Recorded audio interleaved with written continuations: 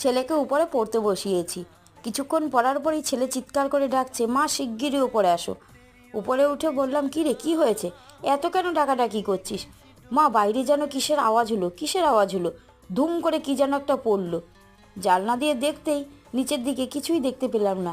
টর্চটা নিয়ে ভালো করে দেখলাম, তাতেও কিছু দেখতে পেলাম না। আমি বললাম, কী রে, তোর যদি ভয় লাগে তাহলে জানলাটা বন্ধ করে দে, বন্ধ করে দিয়ে পড়, বলে নিচে চলে এলাম। পরের দিন সকালবেলায় ঘুম থেকে ওঠার পরে পাশের বাড়ির দাদা হাতে এনে একটা বেল দিল, বললো, না ওইটা খেয়েও। বেলটা দেখে তখনই বুঝতে পেরেছিলাম এটাই তাহলে কালকে পড়েছিল। ভাবলাম আজ এখানে যখন এতই গরম, তাহলে বেলটা দিয়ে ঠান্ডা ঠান্ডা বেলের শরবত বানাবো। বেলের শরবতটি সব কিছুতেই রেডি করে নিয়েছিলাম।